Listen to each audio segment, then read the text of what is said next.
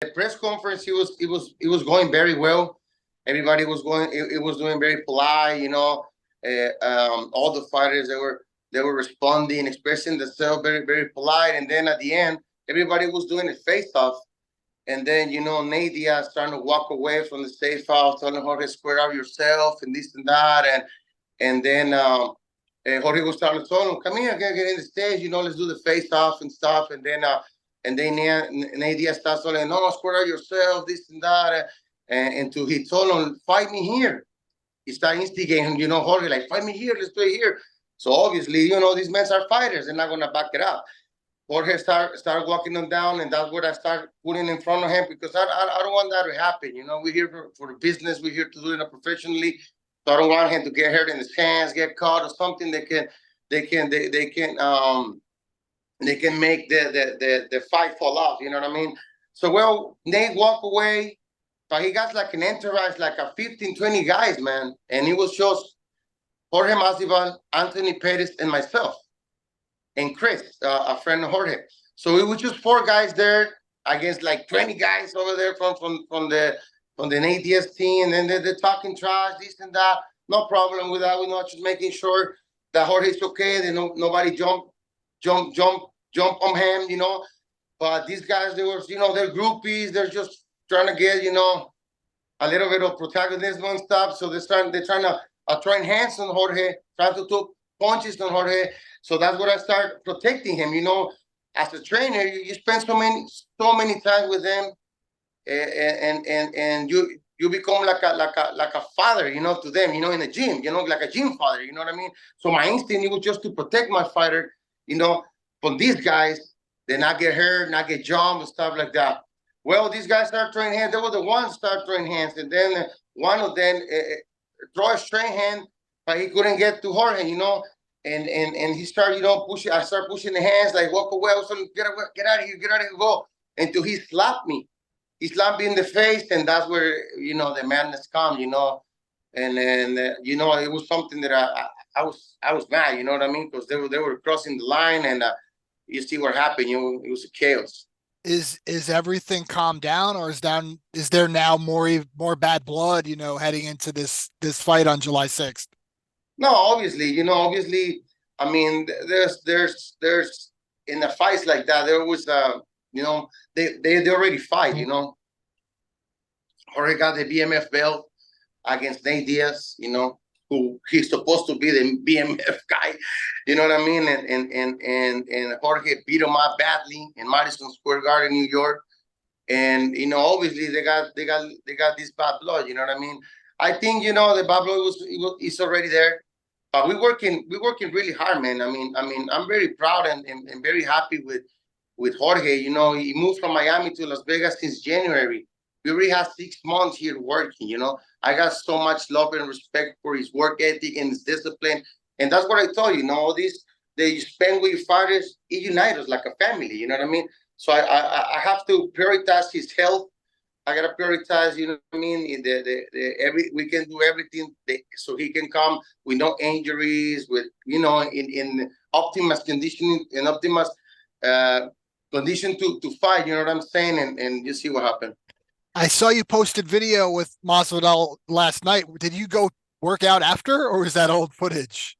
No, that's enough footage. I was just telling that we're family and we're together. But yeah, after that we take a little run. We went to run. Obviously, that we gotta remain focused. I mean, there was, you know what I'm saying. We can't lose our focus on the fight.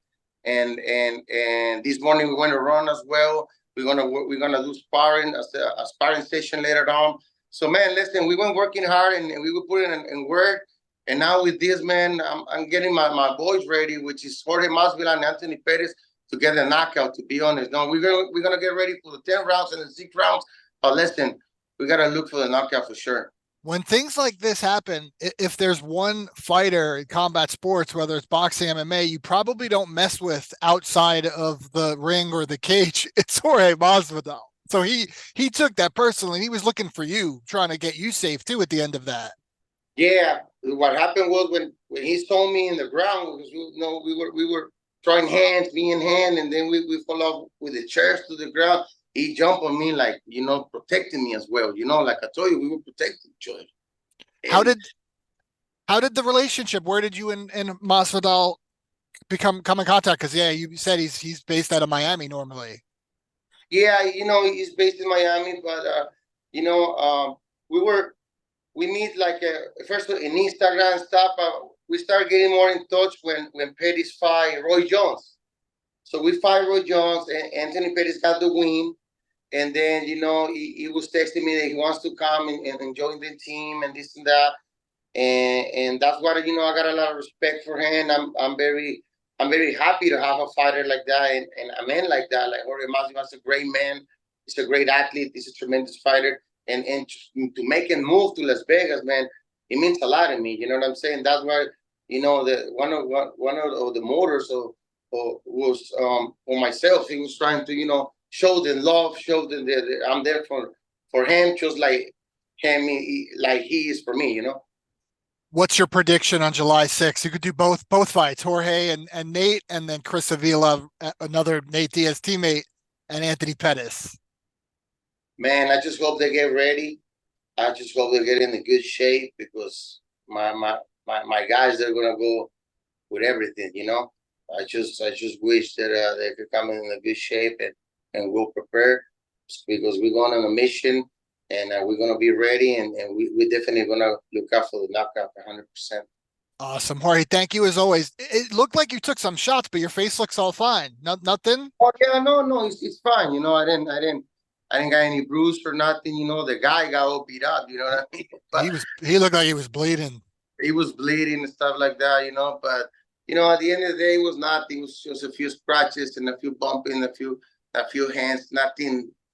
Nothing outrageous or something. It was more What the ground stuff like that. That really what do was. what do you say when you go back? Because I know it's that you don't just train professionals, but there's kids at your gym.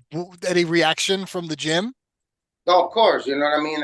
I feel like in some part of me, I feel like it's a little shame, because these type of things, that's not the image that you want to send to a boxing to a community to the kids.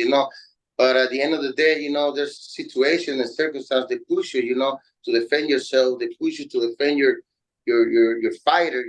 Like I'm telling you, that's the reason why they push the button, they activate, some how can I say, like uh impulse for myself. I don't know how to say it, but I was trying to be cool.